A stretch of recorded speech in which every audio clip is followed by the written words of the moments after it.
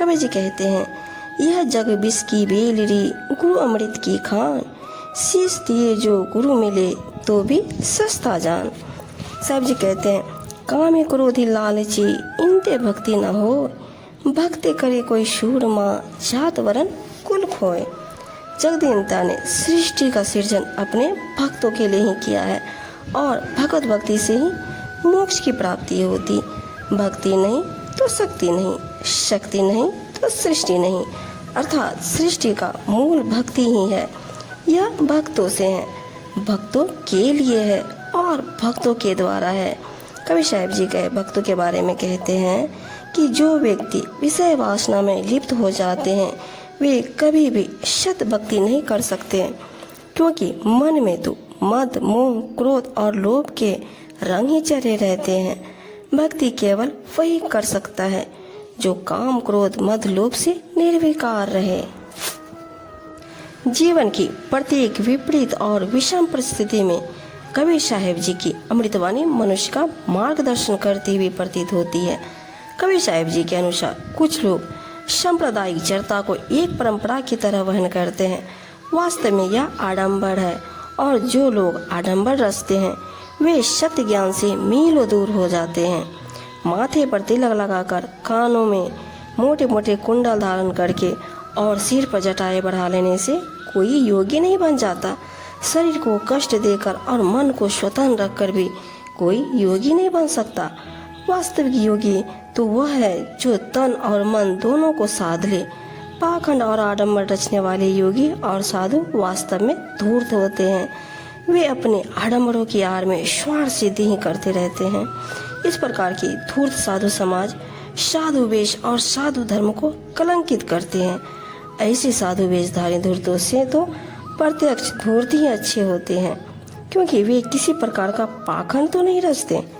प्रत्यक्ष वार करने वाले की अपेक्षा छिप कर वार करने वाले से समाज की अधिक हानि होती है। धूर्त और कपटी साधुओं के बारे में कबीर साहब जी कहते हैं, मन मैला तन उजरा, भगला कपटी अंग, तासो तो कौवा भला, तन मन एक ही रंग। सतगुरु की अमृतवाणी ने जीवन की हर मर्म को समझा और परखा है। उनकी दिव्य दृष्टि से कोई भी पाखंड और कोई भी आडंबर नहीं बच सका।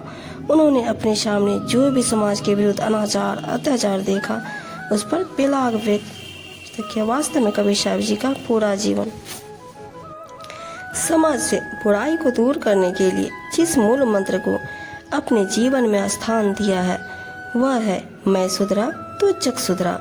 मैं को सुधारने के लिए जरूरी है कि कोई इस मैं का व्यापक रूप में अर्थ बताए, बोध कराए। जो व्यक्ति मैं का बोध करा सकता है वही गुरु है और संसार का कोई कार्य बिना गुरु मंत्र और गुरु दीक्षा के सफल नहीं हो सकता। गुरु ही माया, मोह, मद, क्रोध और राग द्वेष से मुक्ति दिला सकता है। वही भव बाधा को पार कराने वाला है। गुरु की महिमा अपरंपार है। यदि गुरु और भगवान कहीं एक साथ प्रकट हो जाए तो सर्वप्रथम गुरु की ही वंदना करनी चाहिए, क्योंकि सतगुरु के ज्ञान प्रदान करने से ही भगवान के दर्शन संभव होते हैं। सतगुरुदेव जी अपनी साखी में कहते हैं, भेदी लिया सात करी, दीना वस्तु लखाए, कोटि जन्म का पंथ था, पल में पहुंचा जाए। कहते हैं, छुपी हुई गुप्त वस्तु को केवल भेद ही दिखा सकता है, अनजान तो केवल भटका ही सकता है। सतगुरु महाराज जी आत्म साक्षात्कार के भेदी हैं, जो शिष्य को अपनी ज्ञान युक्ति से परख सकते हैं और वे ही शिष्य को आत्म साक्षात्कार करा सकते हैं। करोड़ों जन्मों का जो रास्ता था वह उन्होंने पल भर में पार करा दिया, अर्थात जीव का जन्म जन्मांतरों का उद्देश्य था उसे पूरा करा दिया।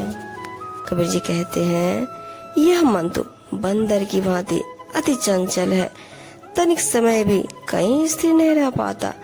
मन अति तीव्रगामी है, क्षण भर में ही न जाने कहां से कहां पहुंच जाता है। जब तक इसे अंतर्यामी राम नाम के ज्ञान रूपी जंजीर से नहीं बांधा जाएगा तब तक यह उड़ता ही रहेगा। स्वच्छंद रूप से इसे जहां अच्छा लगेगा वही जाता रहे। चिंता चित बिसारिये फिर बुझिए नहीं आन, इंद्रिय पसारा मेटिए सहज मिले भगवान। चिंता, भय, शोक करने से अशांति बढ़ती है, अतः अपने चित्त से चिंता को समाप्त कर दो और इसके विषय में कोई भी प्रश्न मत पूछो। स्वयं में जो इंद्रियों का विषयों से विचरण करता है उसे पूर्णतया समाप्त कर दो, तभी अपने इष्ट आत्मा राम का ध्यान दर्शन सहज हो पाएगा। निश्चिंत हो के गुरु भजे, मन में राखे सांच, इन पांचों को बसी करे ताही न आवे आँच। साहब जी कहते हैं संसार के विषयों से निश्चिंत होकर गुरु की सेवा भक्ति करनी चाहिए तथा दुर्भावनों को त्याग कर मन में परम सत्य को धारण करना चाहिए। पांचों प्रबल ज्ञानेंद्रियों को अपने अधीन कर लेने से कभी भी किसी की संताप की आँच नहीं लगती। यह मन हरि चरने चला, माया मोह से छूट, बेहद माही घर किया, काल रहा सिरकूट। माया मोह के बंधन से छूटकर अब यह मन सतगुरु परमात्मा की शरण में चला गया है।